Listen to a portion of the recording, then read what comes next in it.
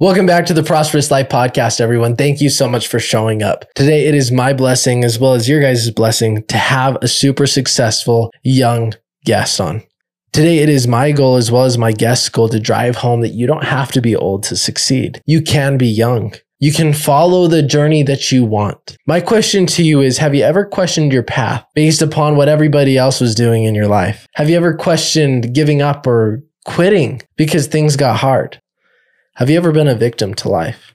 Today, it is my blessing as well as your blessing, as I mentioned, to have Porter Hawkins on, as he's an investor in real estate. He's a real estate agent. He has 4 properties total, and he's just in his 20s. He's going to be able to help show you the path that he's taken to build his wealth and the success that's gone behind that. That in mind, welcome to the show, Porter. Thank you, brother. I'm really happy to be here. I really appreciate you guys having me on. Absolutely. It's been a long time coming. Yeah, dude. I feel like it's been months and months for us to try to set up and get this thing going. So I'm glad we're finally here. Shout out to Nick almost a year ago. Yeah, bro. We met. Nick, man. Yeah, that's where we met. Nick, that dude's a baller, man. Hopefully he's doing well. But absolutely. From last time I heard, he's doing well. Yeah, so that's good. That's a good thing. I mean, if you're living in Florida, bro, I don't know if you can do that bad. So absolutely. I love it. So there's so many things that I look up to you for. Oh, bro, one, stop it. Your marriage with Haley, absolutely amazing. You guys are pushing each other. Appreciate But that. also the fact that you guys are young and maybe you're not necessarily living the dream where you want to be at, but you're on the process of getting there. Yeah, we're very blessed. So I appreciate that. It means a lot. Absolutely. So talk to me about when you first started to constitute the mindset of, I don't want to follow this normal path. I want to follow who I want to become and what I want to create in life. And I'm just going to go for it. Yeah, dude. I love it. I think the best way I can put it without kind of bleeding out my whole life story is it really all started, graduating high school. I was obviously going the route that everybody else takes, right? Looking into colleges, looking to do the college route, business degree, all that stuff. And I really sat down. I don't know if it was like a sign from a higher power or just something that hit me. And just when I was looking to make the decision of, hey, I'm going to go to this school and do this degree or whatever, this hit me like, you're not meant to do that. Like that's not your route. I was never kind of a academic kid, so I always had entrepreneurial, ambitions, right? I was always from, middle school coming up, like selling little things and like hustling in the hallways of middle school and stuff and getting in trouble. And, but like my brain was always that minded, like just hustling and building your own thing. And so when it got to the point of deciding, like, it's kind of that fork in the road, that every kind of young individual faces, like, what path am I going to take? It was, like take your own path, and so that's kind of the point, kind of graduating high school that it really hit me. Like, I don't want to take the normal route, I don't want to take the traditional route, kind of want to, and I started diving into some other people who had success in that route and really surrounding myself with that. And so that's really kind of where it began, and the rest is history, I guess. But absolutely. So what was the call to real estate? So real estate, there was a couple different things that really drew me to real estate. Obviously, I always have to share a big influence for me, and this is just honesty, is my dad. He was in the real estate industry. He still is in the real estate industry. He's been in the industry for longer than I've been alive. And so seeing him kind of grow up, he was a great role model, and just seeing how he was there, he was always at my football games. He was always, providing for our family, providing great experiences, for our family. And we were very blessed. And so, and then also I always took interest when I was a little kid of what he did, right? Because as a younger kid, when your dad does real estate, right? Like it's not, I feel like everybody's a real estate agent nowadays, but growing up, I was like, man, that's pretty cool what he does. So I'd take interest and I'd watch what he does and how he helped people. And so that kind of built kind of an interest for it young, right? Going with him to houses and just seeing kind of how things work. That's what built the initial interest. But then kind of for my own personal interest outside of his mentorship, just seeing looking at the plain and simple facts of, 90% of the millionaires or wealth builders in our country have built their wealth through real estate, right? And so there's many different forms that you can build that, but that's what also really drew me, because going back to kind of the life that I wanted to build and going against the common path, is real estate just drew me in, and it promoted all the things that I wanted to build in my life, the freedom, the lifestyle, and really just taking care of my future now wife and family, and providing great experiences and really giving back to others. So that's kind of a brief nutshell. What about real estate kind of drew me in? So absolutely. So we're really looking at all the hard work, right? Mm-hmm. You've worked hard for a couple years now. Yeah. You're married. You've been in the industry for a while, to where you've probably found that groove of, as long as I keep doing what I'm doing now, I'm going to achieve that dream life. Yeah. Right? Yeah. So what about the before? What about the grind? What was the dip in that time frame where you're like, man, is this really worth it? Yeah, bro. I mean, to be honest, there has been a few points, where I've hit throughout this journey. And like I said, I'm just barely getting started, man. Like you said, I've been in the industry a little over 3 years now, and I've learned a lot, but I'm just barely getting my feet wet. And so, but I think some of the hard parts that I've hit, is really getting to that point of asking myself, is this really worth it? Right? Like, am I believing in some false, dream, false dream or false life that I believe is achievable? Like, I almost still feel to this day crazy at times, and I think that is normal if you're striving for an above average life, but you are crazy. Yeah, I know. We are psycho. Yeah. I guess you're right. Like, we are crazy. And like I said, most people who achieve more than average human are considered crazy, especially in the, the early stages of what they're doing. But there has been points of time where I've kind of struggled with that. Like, I feel like an outsider in some of the groups that I've been, a part of, and, friend circles, and things. I kind of feel like the weirdo talking about, like, who's over here at 18, 19, 20 talking about, oh, how do I like build this type of wealth and acquire this property and save money on taxes and build a business and all these things. You start like feeling outside of the box, which you are. Wrong with me? Yeah. Right. Is there something wrong with me? And so I think that's kind of been the biggest roadblock that I've continued to have to jump over and continue to fight through. Right. And especially like you said, at a young age, it could be like the easiest thing in the world for me to just kind of, no one would really notice if I just threw in the towel and kind of went and jumped back into kind of the normal train track that people are taking, So I think that's the biggest thing that I've struggled with, is just really, trying to not feel like an outsider, really understand that I have a unique vision and, feeling blessed for that vision rather than, like a weirdo, Sure. So I could relate. Yeah, I know you can relate 100% for sure. You're like, dude, is this fun? People don't like hanging out with me anymore. Yeah, dude. No, I always like, when me and my wife, when we hang out with friends and stuff, I always ask her after. I'm like, did I get like too weird? Like, did I start did I start talking like too like not like high level, but like, did I lose people when I was like started talking? Does that make sense? Like, or did I like play at least kind of like I don't want to act like not myself, but just, not get too crazy to where people are like, oh man, like, dude, this guy's off his rocker. Like, he's like, well, sometimes to this is not everybody deserves the full you. Right. You know what I'm saying? If somebody's going to judge me, I'm not necessarily going to talk about everything that I like. Yeah. Because you can hate, but I don't necessarily need to do it and have you do it in front of me. Yeah, dude. I think that's a big lesson that I've learned. Like you said, not everyone deserves really you, because there's been multiple instances where I'll give my full self, and I'll even sometimes overspeak on, some of the things that I've done and kind of the roadmaps that I've taken. And people are interesting, man. They'll take everything. They'll like almost take what, if you have good information, but they won't still come to you. They'll almost like oh, thanks, man. That was like really good stuff that you shared with me. And then they'll just go do it and like they'll kind of forget about you, you know? And it's weird. So I've kind of learned like not to hold yourself back, but yeah, you kind of have to reserve your true self, you know, unless you know that you can trust somebody and that they're a real person that wants to have a real relationship with you, because, you know, not everyone has the greatest intentions, you know? Absolutely.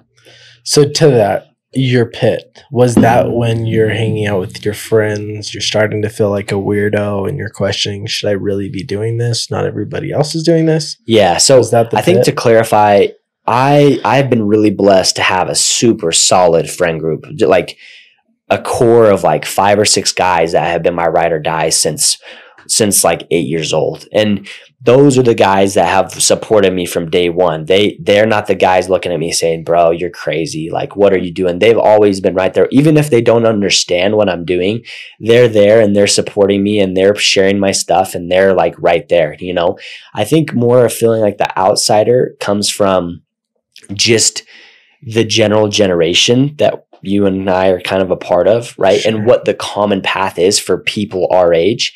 That's where I think it kind of made me feel like an outsider. And even to like peers and just like random general, because I grew up LDS, right? So even just people like in my ward, or like, because like obviously I didn't choose to serve a mission or anything like that. And then I jumped right into like skip school. So like I was continuously like denying the common path one after the other. And You so skipped your mission, you skipped the missions, college. Yeah. Like I was, as far as what other people saw me, they're like, dude, this kid is, what is the kid doing? You know, like he's going to throw his whole life away. But little did they know, like I had a bigger vision.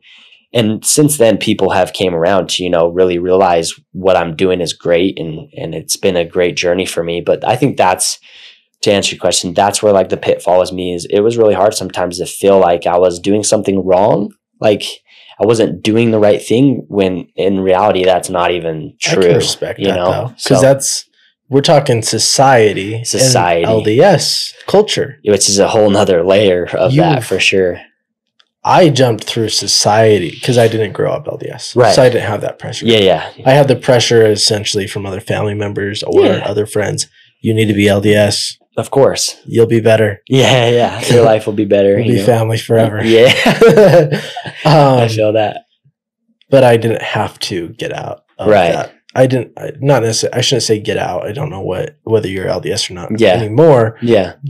Maybe, I don't know. Doesn't matter. I'll say I believe in God. I'll say that. But okay. We're very religious. Yeah. Me and Megan. I think it's important to be connected to some sort of higher power or some sort of thing that's striving to do better. And that's something I can honestly say that I've definitely been working on, as, you know, building wealth in a business and all these things. That's probably the first thing to kind of go, is the spirituality part of things. Right. So I can definitely say that's something I've been working on lately. But one of the best books I've read about business, I forget the exact title. I want to say it was called Business from the Bible. And yeah, dude, there's solid principles. I believe it was a Russian writer, and he took the exact Bible and like put it into business.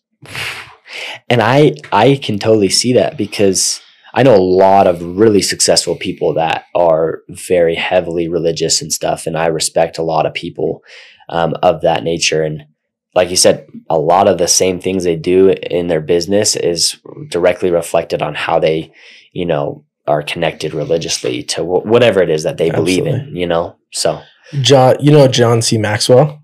Yes. He's a leader. Yeah. He's obviously read a lot of books, but he made a tweet the other day. Says, if you want to be a true leader, then, which you don't need to believe in Jesus, but the Bible is just a good book. Yeah. Says, go read number one leadership. Yeah. No, I agree. It's a great book, whether, like you said, whether you're religious or not, it's a good book to study in.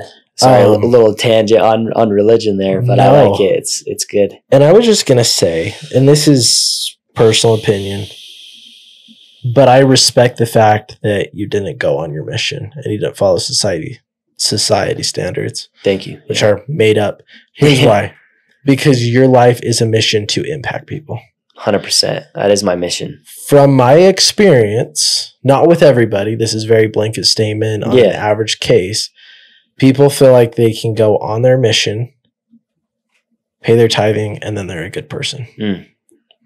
Yeah, for sure. When you, which I really respect, is sure you didn't go on your mission, but your mission of life is bettering your life, bettering other people's lives. So you're going on a mission of life. Yeah, I was serving in many other ways, you know. You still are. And still am today, and will be for the rest of my life. And that's the only thing, the little tweak. And again, not to get into how things are structured in society, you know, and I feel bad because there is a lot of, especially as a young man or young woman in your heavily developmental years, there's a lot of guilt and a lot of pressure weighing on that decision to serve. And there is no doubt that there is an abundance of blessings that come from that time of serving.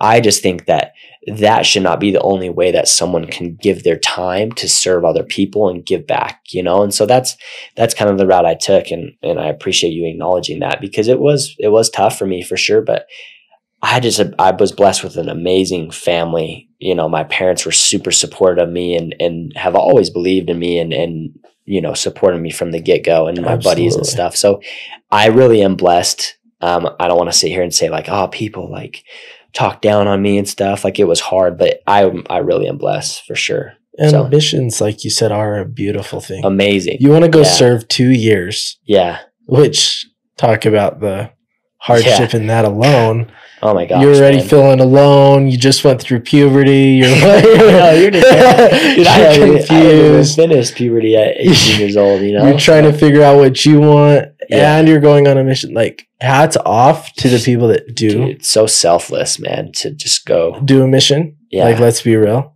Dude. I just think the good thing is let's serve the mission and then not stop serving. Let's keep serving. Yeah. It's a continuous life of service. You Absolutely. know?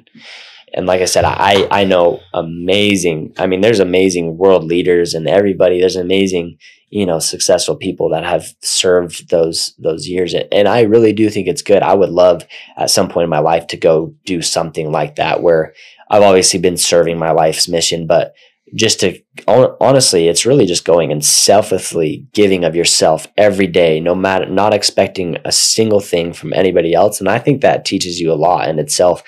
Not even talking about the cultural differences that you may experience and just this shock of like going to a different foreign place, I think can be really, you know, developmental for especially a young human being, right? Absolutely. Figuring out the world. So it opens up your eyes to go see the world outside. Yeah, dude. And that's something we all need to do. I haven't traveled much, but even going to Mexico, and obviously where I go in Mexico, it's usually pretty more Americanized. But the times that I did travel outside, it's like, man. Yeah, dude. America. Yeah. It is a different, you know, we live in a bubble for sure. I mean, where we live here in Utah is a bubble in itself. And then even outside of the United States is a whole different bubble. So it is really good for your, you know, development to see those parts of the world and absolutely serve. So you got over questioning your journey. Right. What, if you don't mind me asking, you might not be able to pinpoint, what age would you say you were confidently bought into your own vision? I would say that's a great question. I would probably say there was a specific time in this journey that really hit me of like, I always knew like I was doing something good and I was chasing something, but there was always this question in the back of my mind that is this, you know, what I'm really supposed to be doing? Am I wasting my time? Kind of the things that we talked about before. I think really probably at the start of this year, so the start of 2023, it really hit me like, this is what I'm called to do, right? And I don't feel like I'm called to do one specific thing. I really truly believe that by the end of my lifetime, I will have served hundreds of different separate missions that maybe don't even have to do with what I'm doing today. But I would really feel like probably the start of this year, I really felt a good direction of like, you know, I'm on the right path. I'm doing what I need. I'm driven. I'm driven by purpose.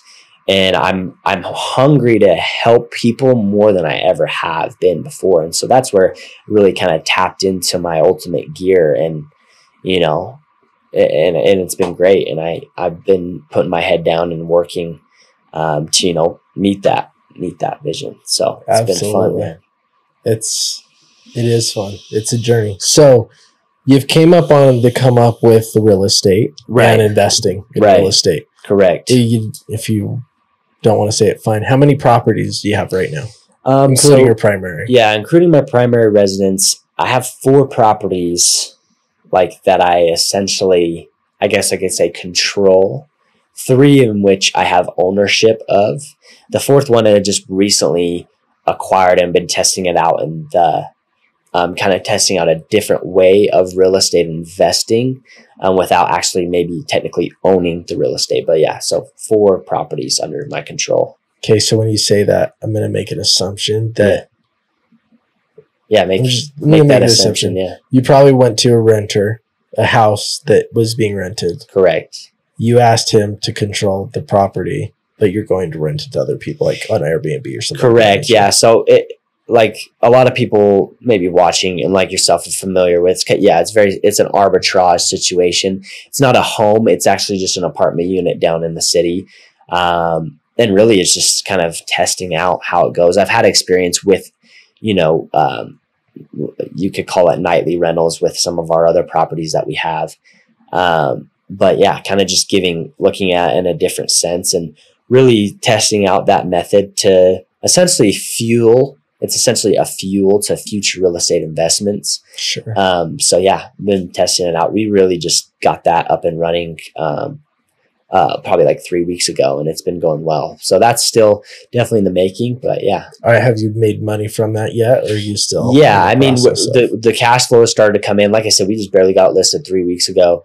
But it's booked out, for the foreseeable future. So it's starting off well. And yeah, we'll continue to make our profits back. I look at more of that side of things, that I guess you'd call arbitrage for the people listening. That I look at that more like if I'm going to go invest my money, let's say I have $10,000 saved up and I say, I'm going to go buy Apple stock, right? It's great. And it's going to make me, 8% on average on my money, or I'm going to go buy an index fund. That's awesome. I've done that for a lot of my investing. But I like the arbitrage thing because it's I'm going to take that same 10,000, go invest in something like this unit, start renting it out. And now let's say instead of making 8-9% of my money, I'm making 100% of my money every year. Right. And so that compounds. And so that's when I'm kind of testing it out. I think people have a misconception of, if you do this arbitrage unit, it will completely replace your full-time income. You could get there after a certain amount of units. But I look at more of it as like an investment, right? Kind of like a cash flow, passive income thing, rather than replacing what I'm doing on my day-to-day with real estate, if that makes sense. Sure. So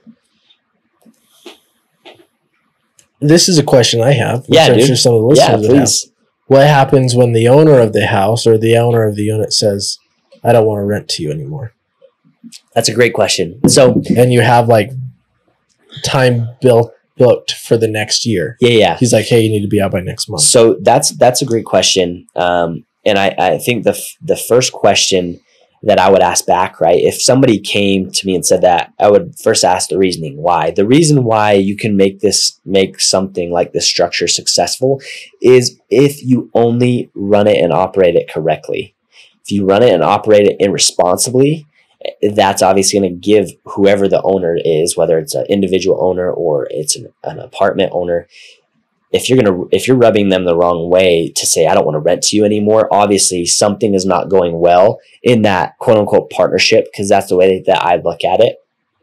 And so we pride ourselves, like I said, because of my previous experience in doing nightly rentals and stuff with our current properties that we own, I kind of already knew what it took to run a successful, professional, organized, kind of more nightly or short-term rentals, short to mid-term rental situation. So I would say, and the second thing to that is there's clear agreements and things in place that both parties are agreeing to. We're not going behind anyone's back. We make it fully transparent. We're subleasing this unit. We're going to be renting it out. our specific approach on it is we specifically target business professionals, working professionals visiting the city. So we avoid people who are, coming here to party or have some fun. And so we build that trust with that person. But like you said, if someone came to you and said, hey, I don't want to rent you anymore, then obviously you're not operating something correctly in most cases. And if for some reason you are doing everything correctly and they come to you and say that, then I'm just going to review to the agreement that we entered into. And then at least that is protecting us to finish out the time that we've agreed. And then if you don't want us to renew our lease, fine. But which it's business. Business is business. And you have to take calculated risks. Yeah, of course. And also, like you said, with business brings partnerships. And I think a true person's success is solely built off of the relationships that they can build and the partnerships that they can build that are successful and that work well. If you look at anybody who's built success, they have not got there by themselves. They have not got there doing work by themselves. They've partnered with people, they've built relationships. And so that's how I see it is this is a partnership, and if you're not winning, then I'm not winning. Right. So let's figure out a way for us to both win together.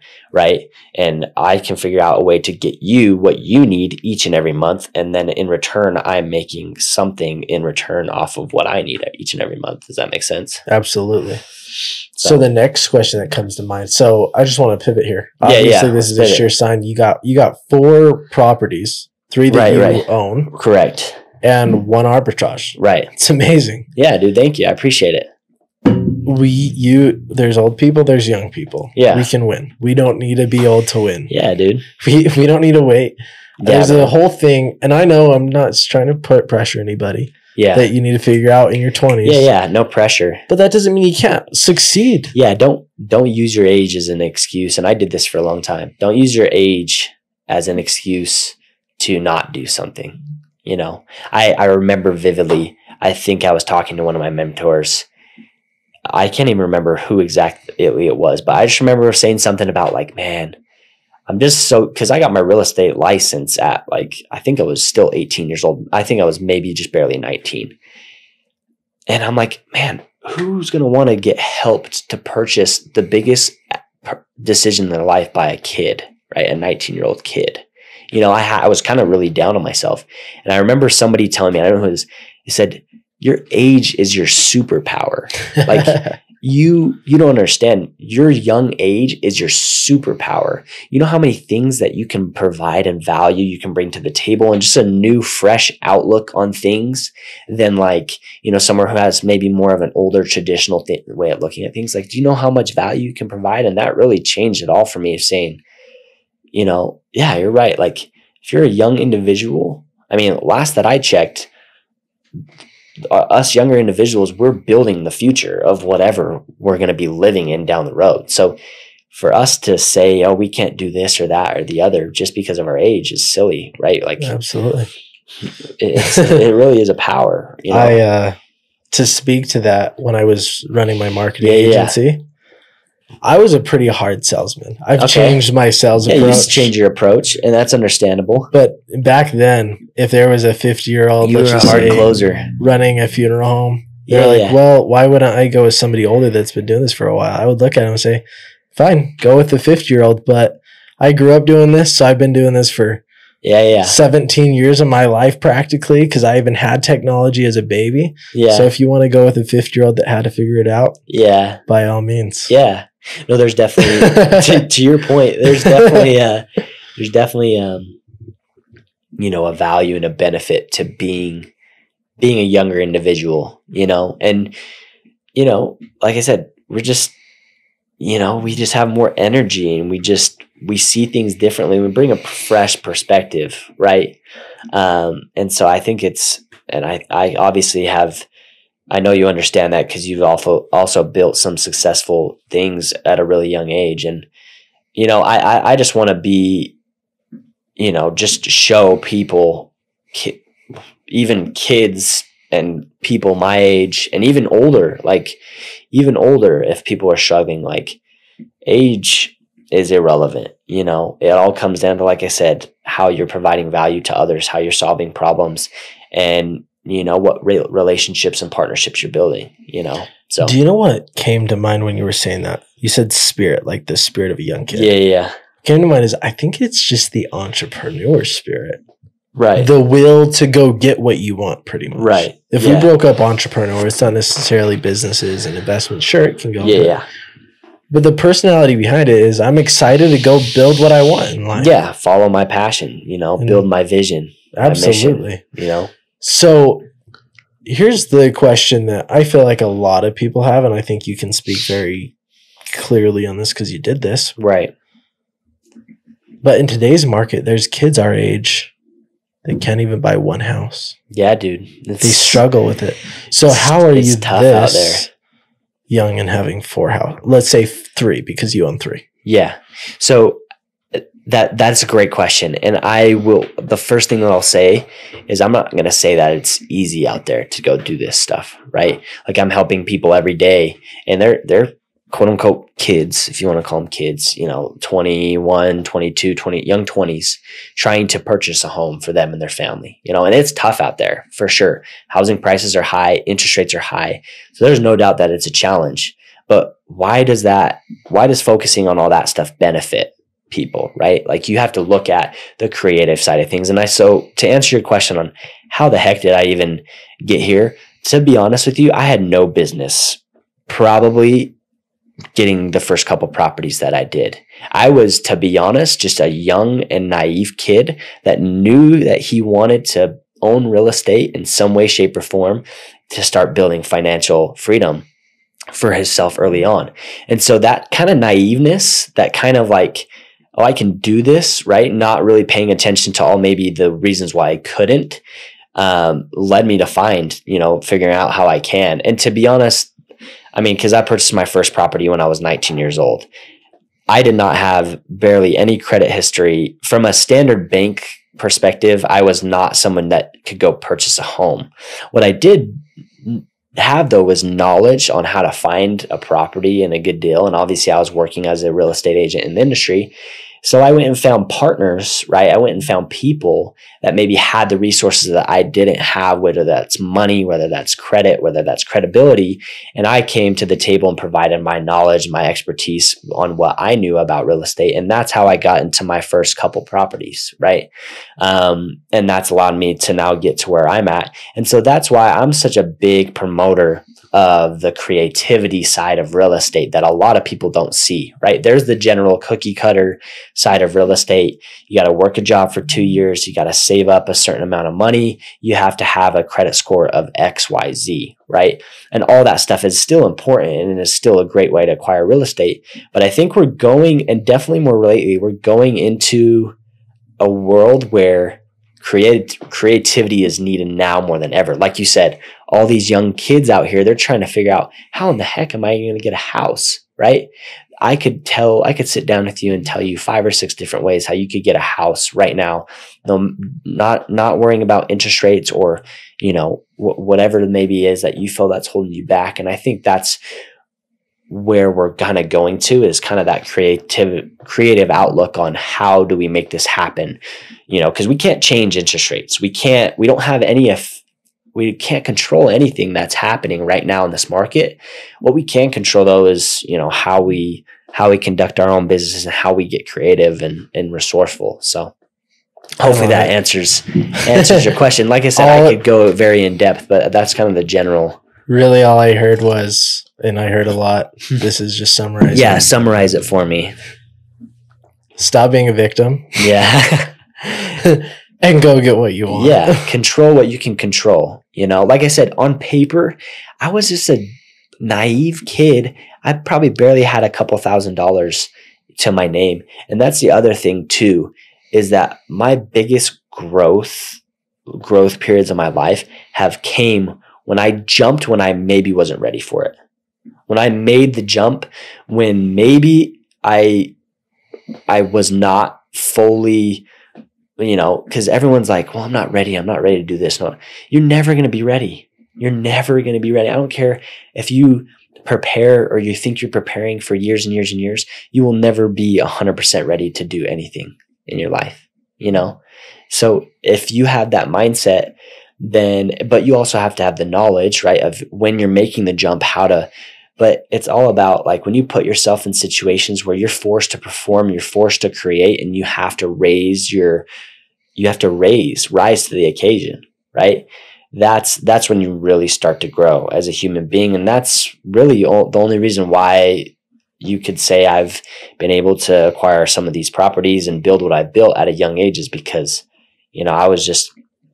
I would jump and get uncomfortable and figure out how to make it work. And then I would jump again when maybe I wasn't ready, and I'd get uncomfortable and figure out how to make it work, and that's just led to a lot of my growth. And I'm sure you can attest to the same thing. You probably weren't ready to, fully dive into your podcast and your coaching, and anything else that you've done in your life, but you did it, you figured it out. Probably weren't, no, I won't say that about. I was going to say you probably weren't 100% ready to jump into marriage, but you jump Nobody's ready for that either. Jump in and you figure it out, and if you can have that mindset in anything, you'll be all right.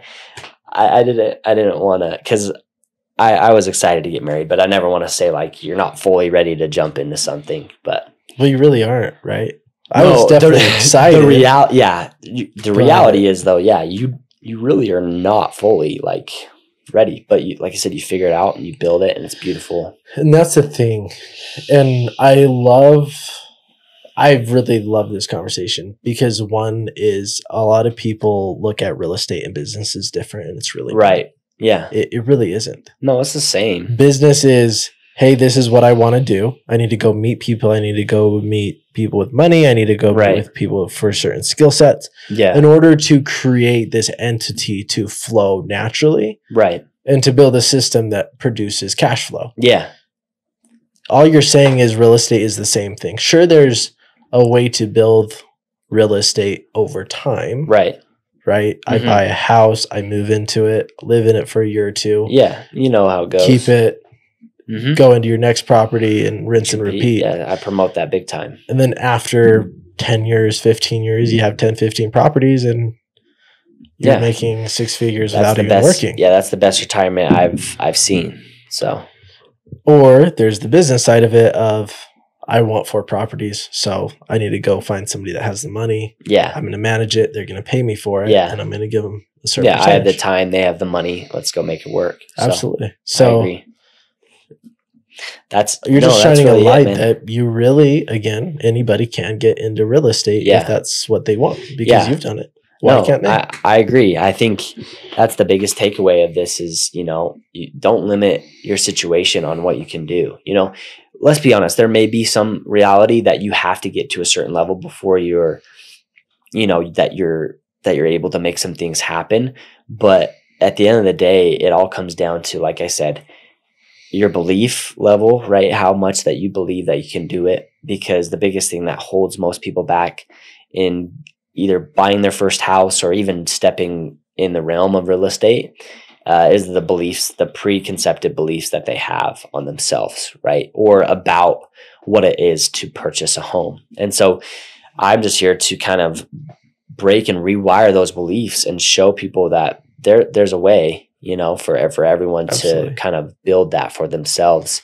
And it starts small, that's the other big problem out there today is when you're talking about these young kids, they think they're never going to afford a house, but it's because they want to buy the biggest house on the block with the nice yard and the fancy windows and the doors and the bells and the whistles. But it's like, bro, you got to start somewhere, man. You can't just go from square 0 to square 100 overnight. You got to start.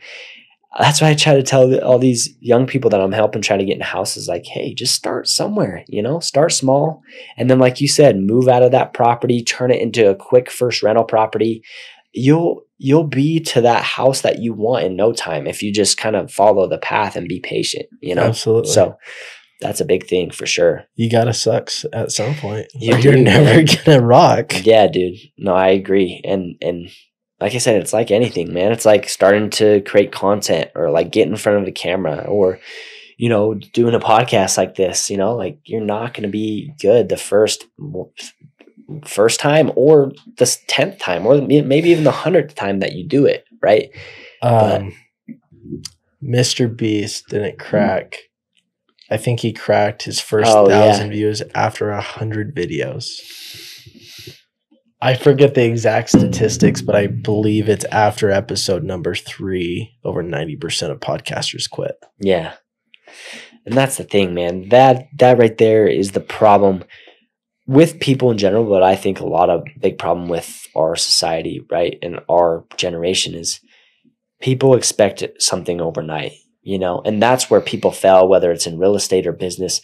They expect to get into like, if I were to expect when I bought my first property to be a millionaire right now, I would think the world is a lie and I would have already quit, you know? So people are like, if they don't get the results that they want overnight, then they're like, oh man, I'm out, you know? And so to your point, you got to start somewhere, you know? It's not going to be overnight. And if you're not failing, you're not learning, you know, and people quit after failure, you know, especially starting something like you said, a couple episodes in, a couple posts in, a couple properties in or whatever, and they don't have the results that they want, they're done, man. And so I always say this is like a motto that I personally follow is, and we were kind of talking about this before the podcast, I know that I'll get to where I want to go as long as I just don't quit.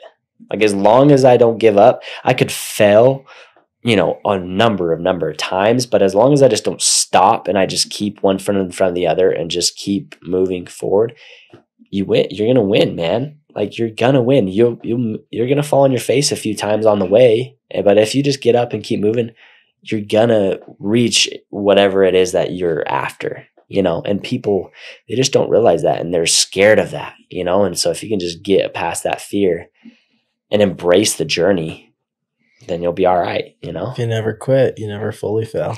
That's what I'm saying, man. And that's what people need to realize. Like, we need to normalize, and I do this to myself, like, we need to normalize in our society better, like normalizing small failures, you know? And not in the sense of like, you know, like just normalizing failing and keeping going. Because I think everyone, they have the fear of failing and proving like their grandpa right, like meaning he thought that, like if someone thought that I couldn't do something and then I failed, right? I'm worried that now that person is right because they said I was going to fail and I failed.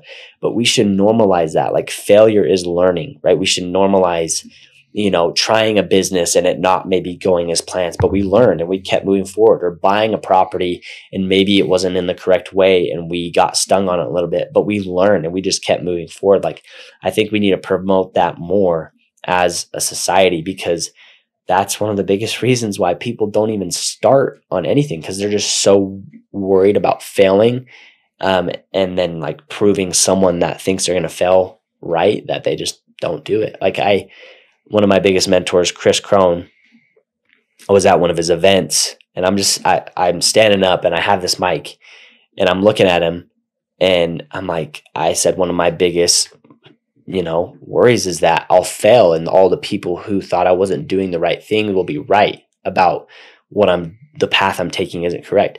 And the dude almost just looked at me and I was really surprised at his response. Dude just looked me in my eyes and said, bro, who cares? Who cares if you fail? Who cares if those people, quote unquote, are right? They're not going to be right when it's all said and done, because if they will be right if you stop right there and you just never do anything again. But the story, you're consistently writing your story, right? So at the very end of your life, those people aren't going to be right. Yeah, maybe you fail once or twice or you hit a hiccup, but who cares, man? Like you just got to keep going and not be worried about that stuff. And I know it's easier said than done, but you got to surround yourself with good people. I actually think it's that easy. It is. It's really not that hard. And I thought it was going to be a complicated answer. It's not that hard. Dude just looked at me like almost like my worry was silly, but it also had such power because he's, like you said, exactly what you just said. Like it really is that simple. Like who cares, right? As long as I know what I'm after is what I want, and I'm going to continue moving forward, and I have support from, you know, the key people that are important to me, dude, nothing else matters, you know? And you said it, and I'm going to take it back to the beginning where you're like, well, Right. I feel weird around these people. Yeah. So I'm very well aware I have a very extreme mindset. Yeah. And sometimes it bothers people around me. I'm okay with it because I love it. You know who you are. Yeah. I look at everything as a forever thing. Mm-hmm. Me deciding to do this podcast is a forever thing. Yeah. Me deciding to coach people is a forever thing. Me deciding to consult businesses, implementing personal development processes and procedures and their communication as far as executive goes, is forever thing. It's long term. Me choosing to be an author, it's a forever thing. Yeah. Me deciding to be an investor and build businesses and invest in other businesses, it's a forever thing. Yeah, you have a long-term mindset, which that's what, especially like I said, kids our age don't have, right? Because if they don't have what they want by year one, right, of their journey, they're going to quit, right? And like you said, if you're thinking more long-term, it doesn't really matter about the short-term failures or whatever, because you have that long-term vision and you're just going to keep moving forward to it, right? Like it doesn't matter if your podcast gets 10 views, right? Your first podcast doesn't matter. Like you're not even worried about that because you know that your 1 millionth podcast, right? Because it's a long-term thing, will definitely have more views than your first one, right? Well, it's like, okay, if you dedicate yourself to 10 years, how the hell will you not lose? Yeah, exactly. How the heck would you not succeed, right? Like you're going to fail, but how would you also not succeed? Because it's, okay, let's just say after 10 years it didn't work. My question to you is, did you really do your best? Right. Did you really try your hardest? Did you go find the people that were winning in life? Right. Like just common sense things. Like I would say that you probably, if you came to me and said, oh, dude, I've been grinding for 10 years and I just haven't made it. I'd be like, are you sure?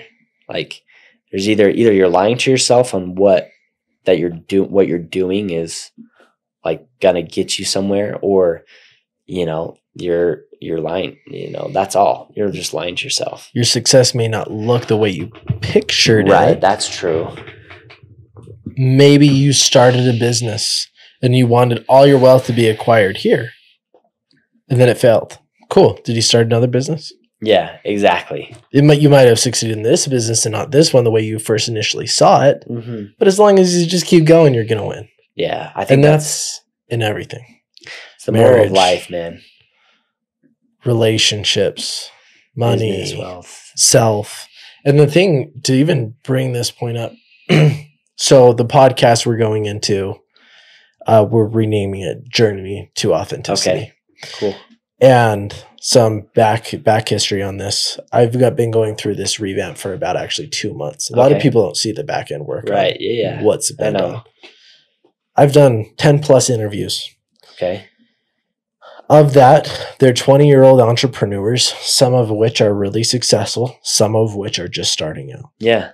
The one thing every single person had in common, whether they're making six figures, whether they're not making much money, is that they questioned everything that they did. Mm. Is everybody else going to like me? Am I doing the right thing to be accepted by so-and-so? Yeah.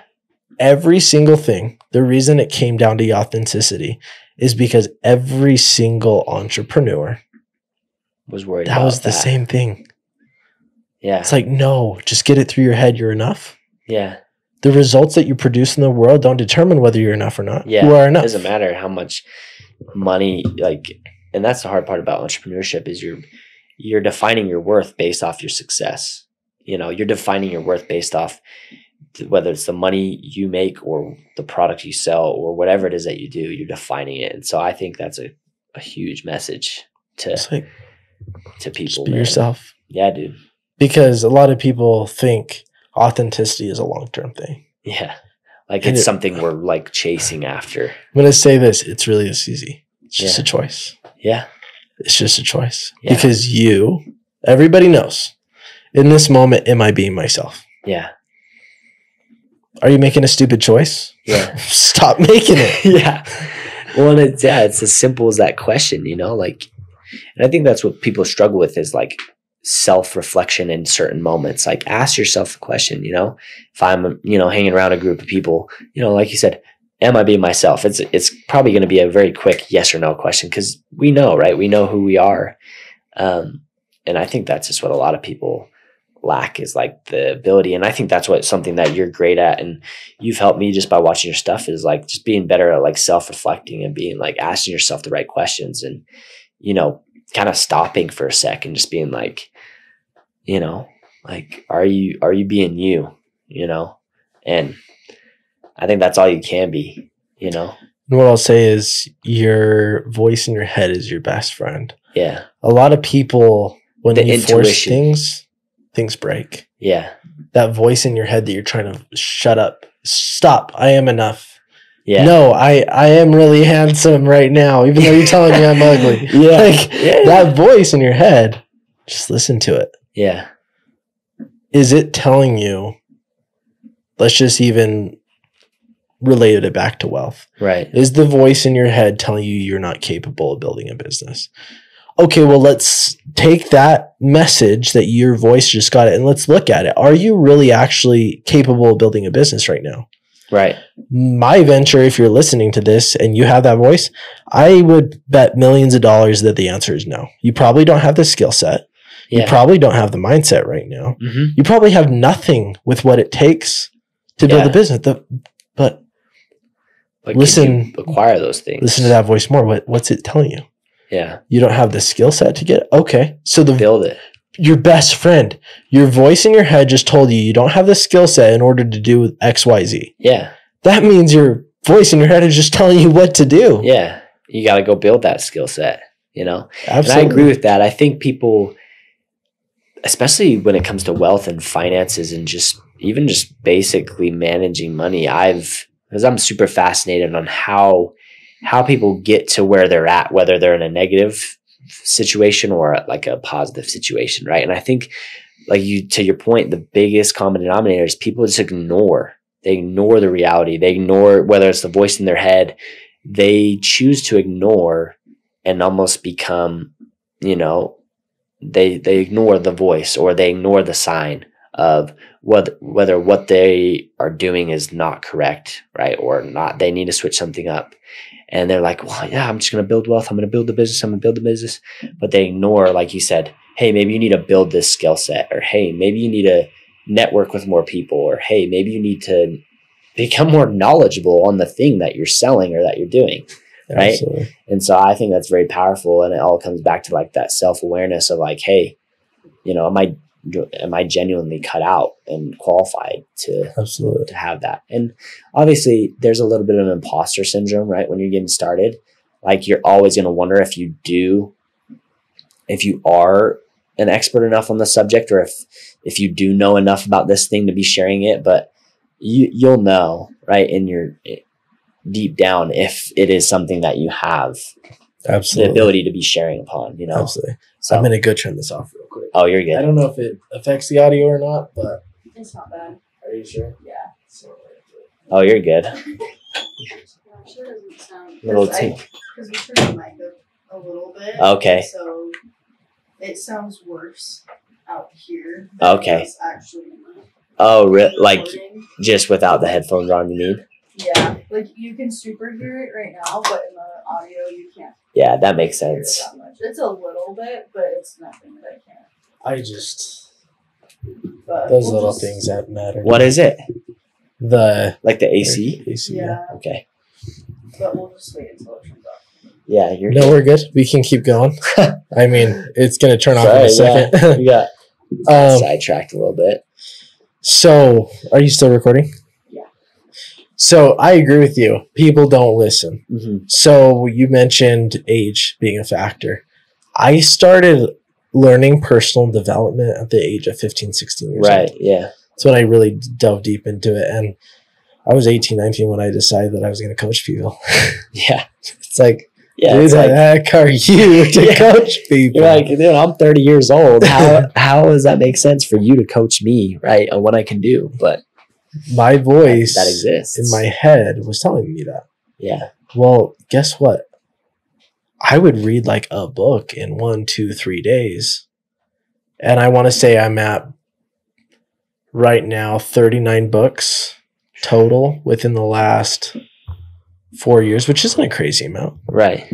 And by the way, I'm not just reading them or doing audiobooks. Like I'm sitting down actually reading. Like digesting it and learning it.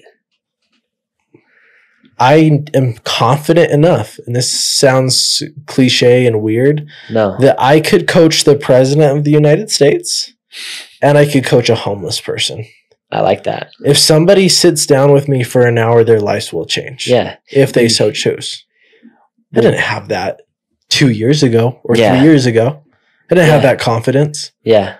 But based upon me listening to that voice and moving forward anyways, I now have the confidence that I can help anyone. Bro, you have to have the confidence, because if you don't have the confidence, why would anybody listen to you? Like, people are smart, man. They can see through, okay, this guy's confident, he knows his stuff, or like, oh, this guy's a fraud. You know, absolutely. Like, if you don't have confidence in what you're doing, and obviously confidence comes from repetition, like you said, reading the books, doing the reps, coaching the people, starting out, doing whatever it is, confident, you build your confidence as it goes. So you might not be as confident when you start, but you at least bottom level have to be confident in who you are as a human being and what your values are and what you bring to the table and how good of a person you are.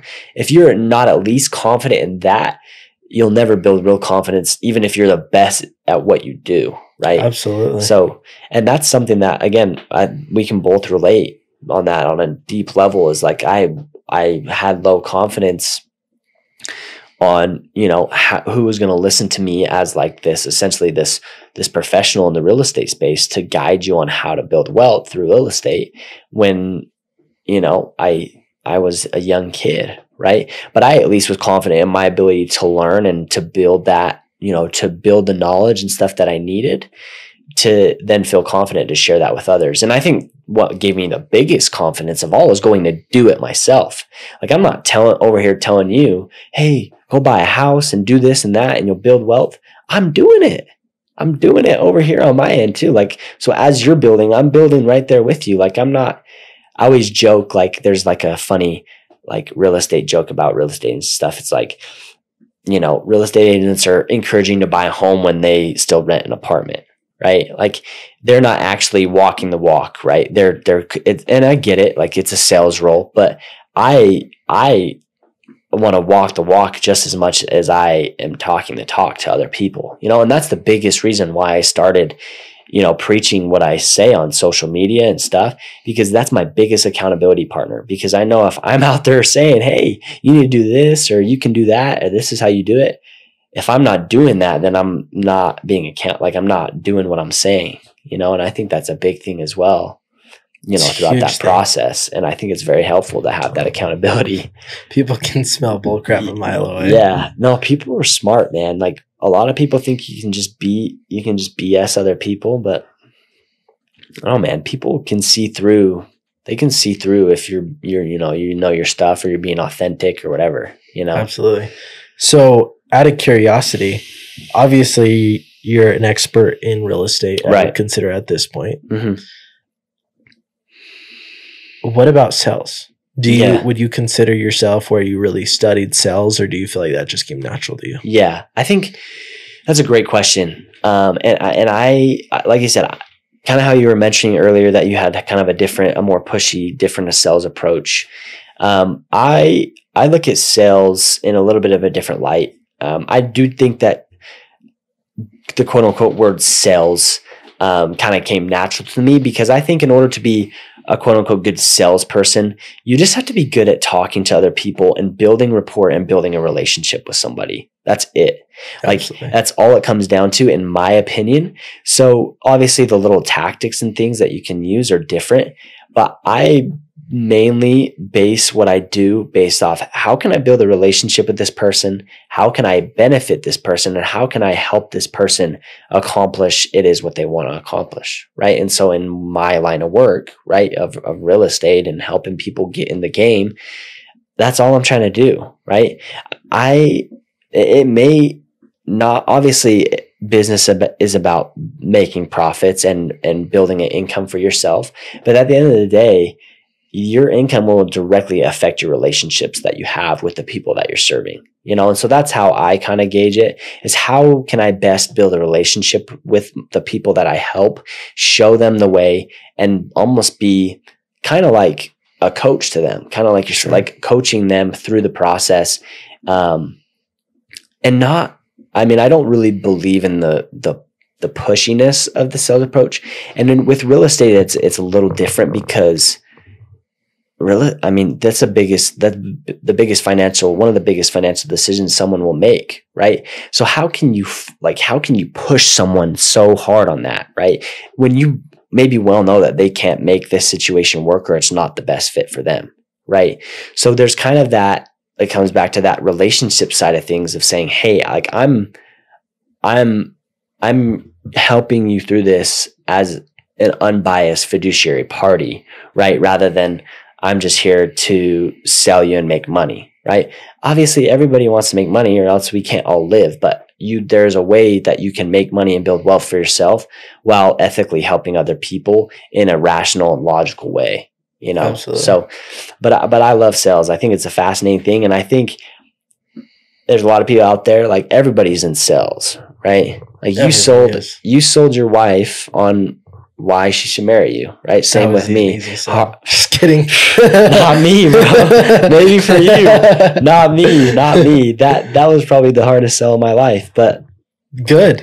But it's good. Wow. Yeah, it's good. But that's what it comes down to. People are like, oh, you're in sales, like you're like a sleazy salesman. Stuff's like, well, no, you're in sales too, right? You maybe not know it. Oh, you're a hairstylist. Oh, okay, yeah, you're definitely like, I'm not in sales. I'm a hairstylist. Like, just because people don't, like I said, going back to, people don't understand what sales is. They think sales is forcing somebody to buy something against their will, right? Somehow managing a way to weave in there. And if someone doesn't want to buy something, you make them want to buy it. Yeah. And it's like, no, sales is someone has a problem. You help them fix it with whatever that you have. Someone doesn't like the way that their hair looks. You show them the best products, the best ways to do their hair, how to cut their hair. It's as simple as that. Someone wants to buy a house. You show them XYZ on how to get into a house and start building wealth, right? And if someone doesn't want nice hair, then okay, don't come to me, because I help people get nice hair, right? Absolutely. So I think that's the way that you have to look at it. Basic to sales, basic to relationships, basic to conversations. Ask questions. Yeah. Listen. Fully understand them. Mm-hmm. Show them the way to solve for the problems. Yeah. Figure out their problem. That's and help them solve it, And I think there's plenty in the world that we live in today, and as we continue to go on, there's going to be plenty of problems. There's plenty of problems for people to go around for people to solve. Absolutely. There's financial problems, there's mental health problems, there's health problems, there's anything that you can think of, right? And so you just have to figure out, based off what you're passionate about doing, whether that's life coaching or doing hair or, selling pest control, whatever it is that you do, you just have to figure out how you can help the person with the services that you're providing. And every problem in this world can be solved. Yeah. And whoever solves the biggest problems get the biggest paychecks. So, and the person that's caught up on the problems is not making the biggest paychecks. Yeah. So lesson of today, get out of your victimhood. Yeah. Find the how can you be out there solving problems if you're always the one dealing with problems, Absolutely. Everyone knows that person that every time you see them, hey, how's it going? How you been? Oh yeah, I've been all right. Like I've just been dealing with some stuff, and like empathy is a big thing, right? You got to be empathetic. But when it's every time you see this person and they're like, yeah, it's all right. Like I'm dealing with this, or yeah, I have this problem that I'm dealing with. How do you ever expect for that person, or if you are that person, to build something for yourself, right? Sure. Like you got to be, like you said, you focus on solving problems. And even if it's solving your own problems, sometimes like it's okay you don't always need other people to help you solve your problems, right? Like with services or whatever, we can solve a good amount of our own problems. And we also create probably 99% of our own problems, right? Maybe even more than that. Maybe 100 more than that. But sorry, go ahead. No, you're good. Go ahead. I was just gonna say, you say empathy, and that's one area I can 100% be better. Yeah, you're not great at that. Yo, when somebody comes to me, and I know my entire family and everybody does not care for this about me and all, which I'm fine. I'm probably not going to change, and I'm happy to say that. Yeah. When somebody comes to me with a problem, I'm like, okay, how did you not see this a problem a month ago? Why have you not solved for a problem now? Right. Or a solution Yeah. now? No, but it's always with good intentions, right? Of like, absolutely. Sounds like you're the same hey, way. yeah. Like, I mean, I can actually definitely be better at being more honest with people on why they may have the problems that they have, because this is also something I've really struggled with, is being a people pleaser.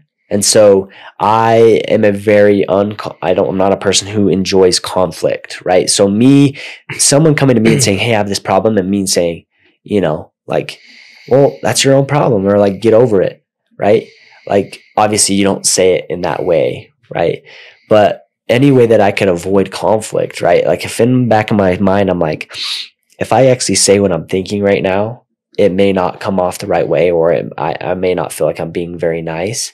I've really struggled with that, even if what I have to say may be helpful to some individuals, even with like my close friends and stuff. Like, there's some times where my natural self could be like, bro, you need to take better care of your health. You need to do these things. You need to get better sleep and stuff, because this is why you're dealing with what you're dealing with.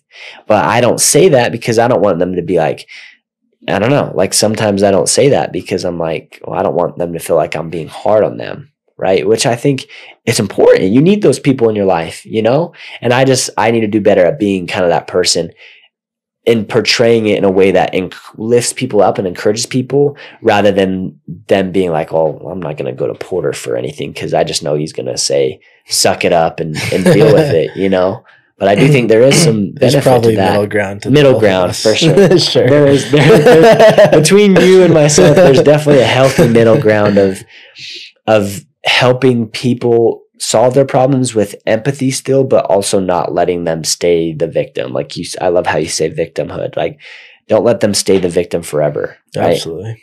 Everybody has times in their life where they play victim, right? But absolutely, you just can't stay in that forever, Absolutely. So I want to summarize what we talked about just real quick for all the listeners.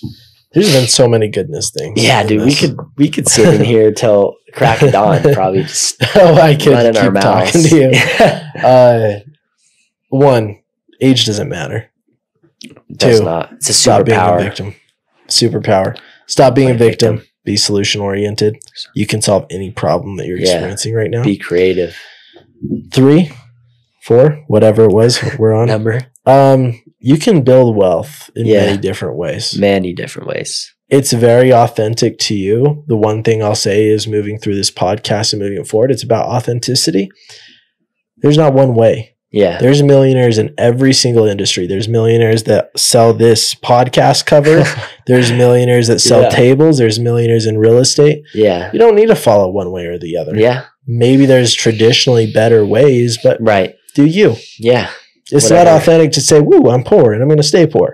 So build wealth, period. Yeah. And you're doing yourself a disservice, if you, because we all have the power to do it, right? If you're a human being and you wake up tomorrow and you can go, you have just as much power that I do. Right? If you're here on this earth, I get it. Some people will play the victim. They'll say, well, you came from a different path of life from me. You grew up with maybe more resources or more help or more whatever it is. I have had people comment that on my videos. Like, you have the amount of properties you do because you got it handed to you, or you had people. And did I have resources? Yeah, but everybody has. But you had to use resources. You had to take I still had to resources. exercise it, right, and create it. And everyone has the ability to do that, But also, Gary V, all these other immigrants, they came from dirt. That's what I'm saying. Yeah, so that's that is a victim excuse that people tell themselves is, well, I didn't come from much, So this person has he has an advantage over me. It's like, sure, let's take a look at that though. Maybe, quote unquote, somebody gets a head start in life. right. But let's say we live till 100. Yeah. We're in quarter 1 Yeah. of our life. I love to think about it in quarters. We're in quarter 1. Okay, what if you're in quarter 2 or quarter 3? You still have a whole quarter if you're in quarter 3. Like, which is a long time. Come on. Like, your dirt can be the reason that you win. Yeah, your pain can be your 75% of your life. Yeah. Period. I agree. End of story. I agree. Yeah, sorry, you got sidetracked there, but I just think that's like everybody had, like, you got to be resourceful. You got to be creative, especially to win this world. There's so many problems out there, but instead of focusing on those problems, you got to focus on how to solve them. You know, it doesn't do us any good you got to be real about the problems that are out there, but it doesn't do you any good to focus on those problems 100%. so much that you're paralyzed on making decisions and moving forward. Absolutely. So, and that's another one, be resourceful. And then the last one is relationships, sales. It's just the basics of a relationship. Yeah, dude. It's not salesy. Yeah. And that's why and this sounds bad, I almost really avoid the word sales in my vocabulary, because sales triggers something in someone's mind that's just not great. Like, it's a lot of people have a negative connotation when it comes to sales. So, like, if someone says, like, "Oh, what do you do, Porter?" I'm not going to say, like, "I'm a real estate sales guy." Like, they'd be like, "Oh yeah, cool." In the back of their mind, like, "Oh, Porter's in sales," right? And there's a lot, but I like to come at it from a different standpoint, right? Because unless someone's open for me to rewire the way that they look at sales, I'm like, well, I'm a real estate professional, right? Or I'm a real estate coach, or I'm someone who's going to help you build wealth through real estate. That's right. Fair. Because then you're coming at it from, again, a more relational standpoint. Absolutely. And so sales is more or less of just a word, but more of just the way that you're going about a certain thing, Absolutely. And persuading. Like I said, everyone has to persuade somebody. And some people use it for a negative look, but everyone has to, convince. You got to negotiate with your kids to eat their vegetables, or like you're always trying to sell, get somebody to do something that is of benefit to them. Not if you're trying to sell someone on something, do something that's manipulation. But yeah, that's different, right? Yeah. But yeah. And then the last thing I would add too is, like, keep moving. Like, don't give up.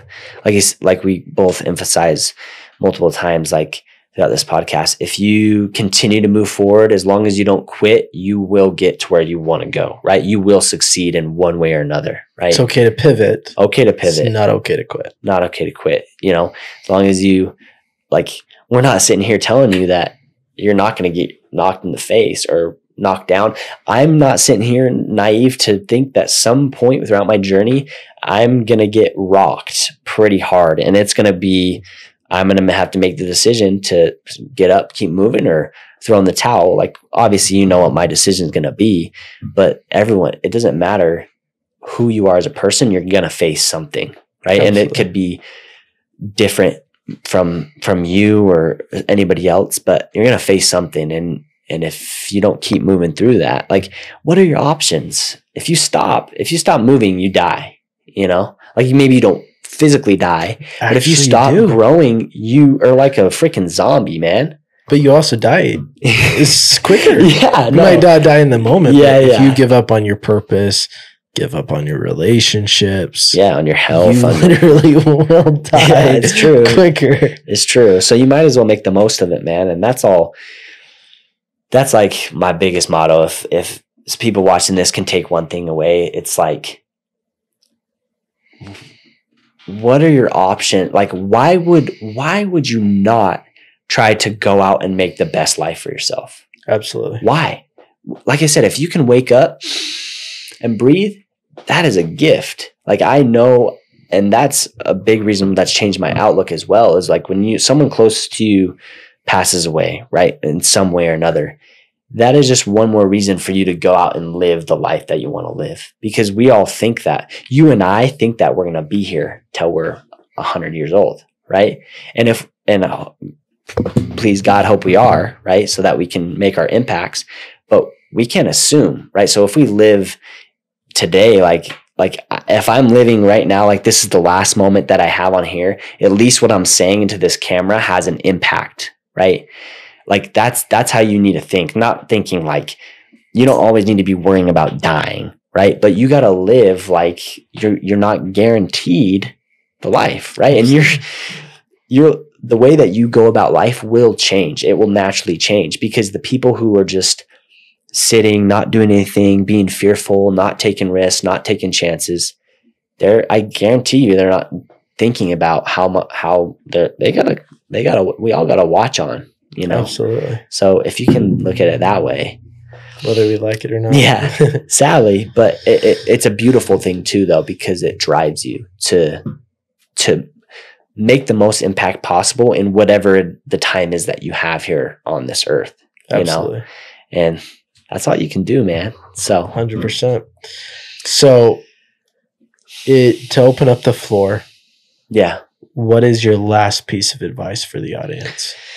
Oh man, I feel like I kind of just shared it there with like, you got to live every moment like it's your last. But I think if applying to me and my journey, I think the last piece of advice that I have, and there's a ton of advice. I think the biggest things are, you got to, if you want a life of success, of a higher lifestyle, of a non-average life, you have to surround yourself with other people who are in that same boat, who have those similar beliefs, right?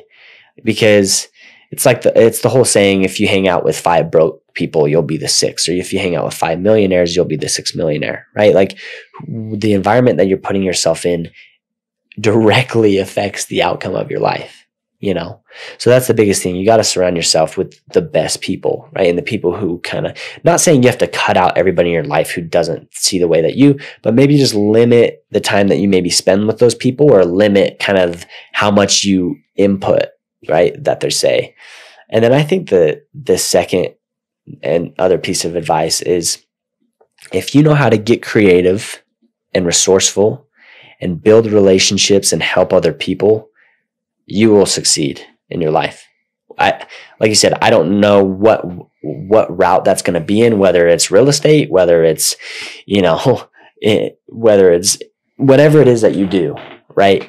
If you focus on kind of those principles, and it's not going to be overnight, like you and I talked about, but you're going to succeed, and if you look at everything as a long-term outlook, then you'll succeed. There's a famous saying in real estate, right? That people's biggest fear is to like lose money in real estate, right? Or lose. And our biggest saying is like, you'll never lose money in real estate or whatever it is that you're doing. If either A, you don't have to sell in a down market, or B, you can just keep going, right? You just keep on going, right? Even though you lose. So again, it kind of all circles back into what we've talking about this whole podcast. Like, you just don't give up. If you fall, get up, keep going. You're going to fall, and surround yourself with the right people that support you. And yeah, dude, without rambling too much, that's, I think, what I would say. I love it. And so we will drop all of your Instagram. Yeah, appreciate below. it. Yeah. Follow them along. Is there anything I or the audience can do to support you? I mean, to be honest, yeah, just following on social media. I mean, like I said, that's where I'm trying to build an impact on, build an audience to continue to impact positively. So people can just, like you said, you can link the socials. If you just look my name up on social media, it'll probably pop up, Porter Hawkins. My main presence is on Instagram. I'm now working right now on expanding upon into other platforms. But yeah, that's pretty much it, man. Just trying to spread positivity and inspiring stuff, and obviously relating to real estate and building financial wellness, but just overall on how to be a better human being, right? Absolutely. In all walks of life. So Very well said. Well, I appreciate you coming on, man. Dude, thank you so much, man. I appreciate you guys having me on. Like I said, it's been a long time coming, so it's been good. Thank you all so much for tuning into the Prosperous Life Podcast today. If today was beneficial, go ahead and smash that subscribe button and leave a comment. Have a good one, everybody.